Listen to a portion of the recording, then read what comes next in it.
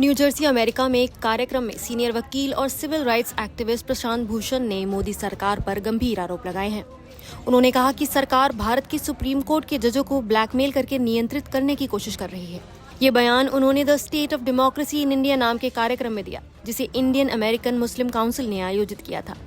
प्रशांत भूषण ने कहा कि इस सरकार ने न्यायपालिका की स्वतंत्रता को खत्म करने का सबसे खतरनाक तरीका निकाला है, डोजियर बनाना।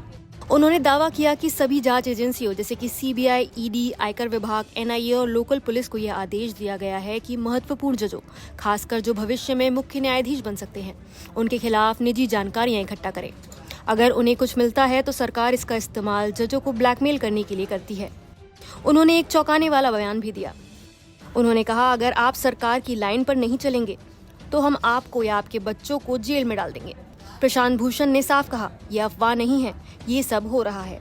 उन्होंने ये भी कहा कि सुप्रीम कोर्ट और वहां के जज इन खतरों के खिलाफ खड़े नहीं हो पा रहे हैं।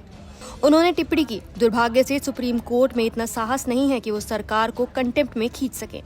उन्होंने आरोप लगाया कि मोदी सरकार स्वतंत्र सोच वाले जजों की नियुक्ति रोक रही है, खासकर जो अल्पसंख्यक समुदाय से आते हैं।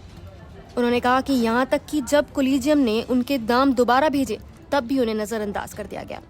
प्रशांत भूषण ने मौजूदा स्थिति की तुलना 1975 की इमरजेंसी से की और कहा, उस समय भी जज डर के मारे सरकार के आगे झुक गए थे और आज भी वही हो रहा है। उन्होंने कहा कि मोदी की मजबूत फाशिस्ट सरकार ने ईमानदार जजों के भीतर डर पैदा कर दिया है। प्रशांत भूषण ने सिर्फ न्यायपालिका ही नहीं बल्कि अन्य लोकतांत्रिक संस्थाओं पर भी सरकार की पकड़ का आरोप लगाया और कहा कि पिछले 10 सालों में चुनाव आयोग ने स्वतंत्र रूप से काम करना बंद कर दिया है। उन्होंने बताया कि सरकार ने मुख्य चुनाव आयोग की नियुक्ति प्रक्रिया भी बदल दी है। उनका कहना था कि अब उस कमेटी से सुप्रीम कोर्ट के मुख्य न्यायाधीश को ही हटा दिया गया है। सीएजी यानी महालेखा परीक्षक पर भी उन्होंने सवाल उठाए और कहा, सीएजी अब केंद्र सरकारों के खातों की ऑडिट नहीं करता। पहले जितने ऑडिट होते थे अब वो चौथाई भी नहीं रह गए हैं। उन्होंने बताया कि कैसे जांच एजेंसियां सरकार के खिलाफ बोलने वालों के पीछे पड़ जाती हैं।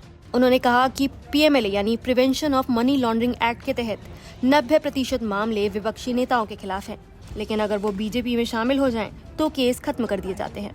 मुख्यधारा की मीडिया को लेकर उन्होंने कहा, अधिकांश मीडिया अब गोदी मीडिया बन चुका है। उन्होंने चुनावी व्यवस्था पर भी सवाल खड़े किए और बताया कि इलेक्टोरल बॉन्ड स्कीम ने कैसे लोकतंत्र को प्रभावित किया। उनका कहना था कि 16,000 करोड़ के इलेक्टोरल बॉन्ड में से 8,000 करोड़ से ज्यादा बीजेपी को मिले।